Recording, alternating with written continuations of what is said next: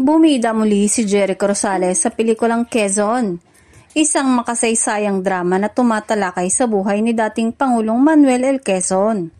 Sa proyekto, pinahanga ng aktor ang marami dahil sa kanyang matinding pagganap at dedikasyon sa karakter.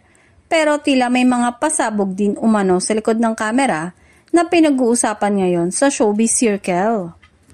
Sa nasabing pelikula, ginampanan ni Jericho ang isang mahalagang papel na kumakatawan sa mga taong tumulong kay Quezon sa panahon ng giyera. Ipinamalas niya ang kanyang versatility bilang aktor at ayon sa ilang film critics, isa ito sa pinakamature at pinakamalalim niyang performance sa mga nagdaang taon.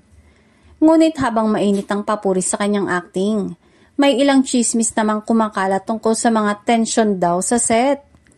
Ayon sa isang insider, may mga pagkakataong tila nagkaroon ng creative misunderstanding sa pagitan ni Jericho at ng isa sa mga direktor ng pelikula, lalo na pagdating sa ilang eksenang mahirap emotionally. Hindi naman away, more of passionate discussion, sabi ng source na ayaw magpakilala. Si Eko kasi perfectionist, gusto niya lahat may puso at tama sa timing. Bukod dito, naging usap-usapan din ang chemistry niya sa leading lady ng pelikula. Maraming fans ang napakilig sa mga behind-the-scenes photo nila na nag-viral sa social media. Dahilan para umusbong ang mga chismis na may something daw ang dalawa. Ngayon pa man, agad itong pinabulaanan ng aktor sa isang panayam.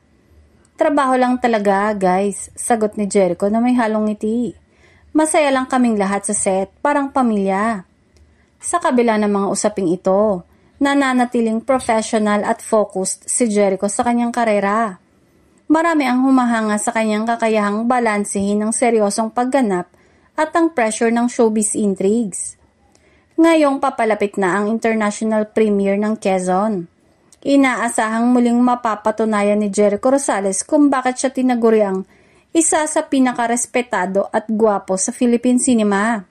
Kahit may mga chismis, tuloy pa rin ang pagningning.